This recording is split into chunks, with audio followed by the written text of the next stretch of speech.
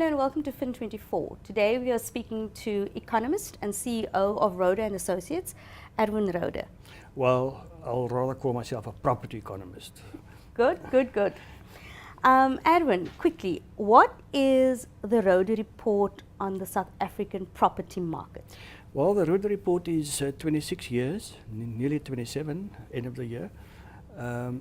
It surveys the property market every quarter, nationally. By nationally, I mean the metropolitan areas and also the secondary cities. You know, cities like, for instance, Polokwane, East London, Nelspruit,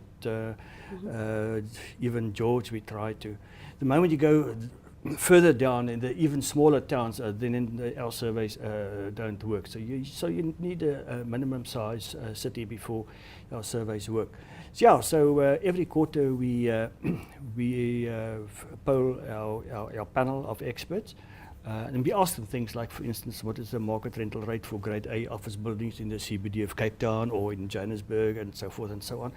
And we go to minute detail, node-wise. So, for instance, in Johannesburg, we would differentiate between the Joburg CBD and Sandton and Rivonia and So you know your story. So You've been doing the survey for 27 years. I've been there, I've done it. Yeah. You know the property market. Yeah, well, you can never say, but yes. Okay. Edwin, what aspect of the market, according to your survey, your most recent survey, has shown the strongest growth? Well, I presume when we talk about residential property, it looks like the smaller houses are showing a little bit of a higher growth rate.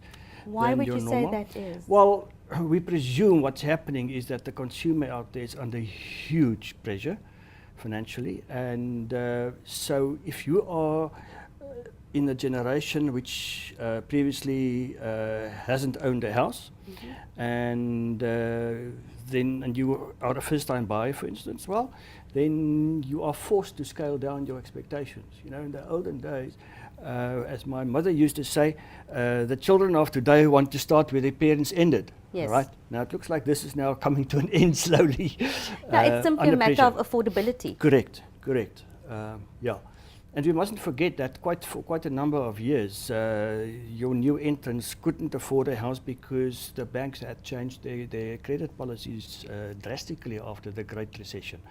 There is some indication that maybe the banks are loosening their credit requirements slightly at the moment. One would think that they would have to, otherwise we would not actually be seeing as many sales of houses, which is detrimental to the banks and to the economy. Well, that's the one thing, you know, I think the banks are running out of options of how to make money because they don't really like mortgage bonds, especially residential mortgage bonds. The reason for it is, it's a bit technical, but, you know, in terms of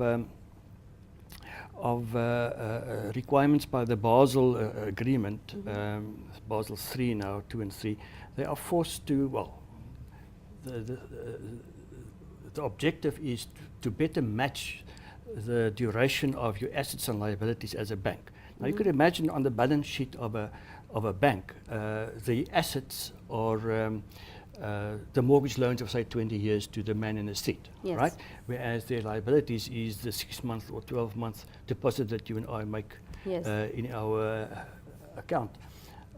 So this is a huge mismatch, 20 years versus say 1 year. But if you also look at the problems that creditors are having with unsecured lending right now, then it might make sense for the banks to be looking at just not being as tight on their credit checks. Now, I think that might be a contributing factor because some of them were making very nice profits, thank you very much, from the unsecured sector.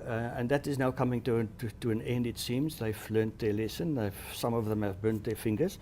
As creditors and consumers both know, creditors and consumers have burnt their fingers in this whole unsecured lending bubble. There was talk that some consumers out there would take out an unsecured loan in order to put down as a deposit on a house.